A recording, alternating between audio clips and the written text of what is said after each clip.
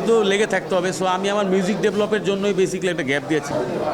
আমার কাছে যেটা মনে হয় যে সিডি যে জামানাটা ছিল ওই জামানায় কয়েকজন আর্টিস্টের ভিতরে আমি লাস্ট, যাদের পর আর সিডি চলতো না, ডিজিটালি চলে আসছে, পাইরেসি হয়তো হিসাব পাওয়া যেত না।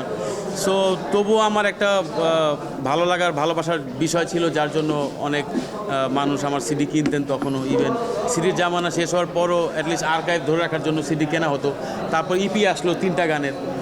সো আস্তে আস্তে একটা সিঙ্গেল চলে আসলো। তো সব মিলিয়ে বলবো যে এটা আমাদের জন্য একটা পরিবর্তনের মুহূর্ত আর কি। এখানে কিছু বলার নাই, কিন্তু লেগে থাকতে হবে। সো আমি আমার মিউজিক ডেভেলপের জন্যই বেসিক্যালি একটা গ্যাপ দিয়েছি। কারণ হচ্ছিল যে যেহেতু আমি ক্রিকেটার ছিলাম, শেখার আরও অনেক কিছু বাকি ছিল, ওইগুলো আস্তে আস্তে শিখলাম গ্যাপের মধ্যে।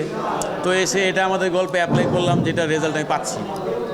না থাকলে ওখানে মানে অ্যাকচুয়ালি যদি ইরেগুলার থাকি, সো আমি যে কাজটা করি, সো সেই কাজটা তো আমি একা করি না, অনেকেই করে। সো সবাই চাবে সবার কাজ করতে, আমার জন্য তো থেমে থাকবে না কেউ। কিন্তু এর মধ্যে থেকে আমার ডেভেলপটা কেউ করে দিবেন, আমাকে হয়তো ইনকাম করতে পারতাম, আরও 10টা গান আসতো, হিটও হইতো। কিন্তু আমার যে ইচ্ছায় আমি ইন্ডাস্ট্রিতে আসছি, একজন ভালো পিয়ানিস্ট হব, ভালো মিউজিশিয়ান হিসেবে নিজেকে দেখতে চাই, ওইগুলো তো আসলে স্বপ্ন দেখলে হবে না, অনেক খাটতে হবে। সো ওই খাটনির মধ্যে আমার এই গ্যাপটা ছিল। আমার কাছে মনে হয় যে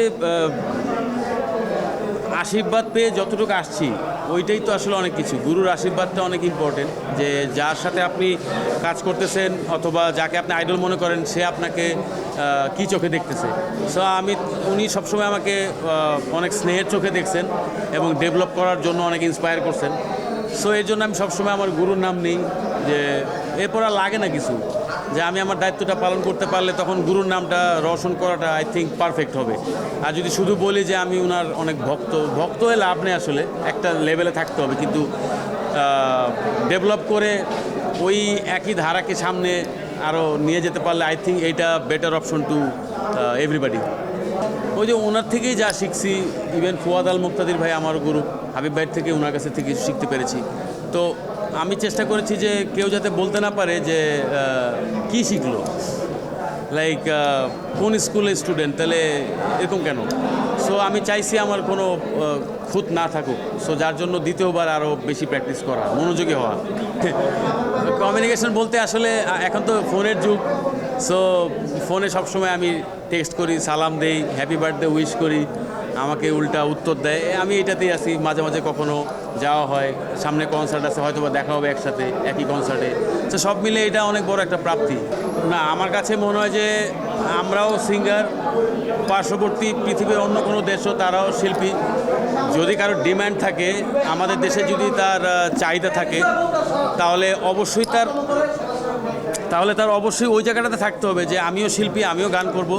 আমাকে যদি অন্য দেশের কেউ নিয়ে যায় যে রুই ভাই আপনাকে আমরা কনসার্টে নিয়ে আসতে চাই, আপনার গান শুনতে চাই, ওইটা যেরকম পজিটিভ। সো অন্য দেশের আর্টিস্ট আমাদের দেশে আসলে তারও গান হয়তো বা শুনে, ইউটিউব থেকে শুরু করে সব জায়গায়। সো আসলে ঠিক আছে, বাট দেশেরটাও আরও বাড়লে তাহলে জিনিসটা হয়তো বা ওরকম কথা থাকবে না। দেশে দেশে সবার সাথে দ্য নিউজ।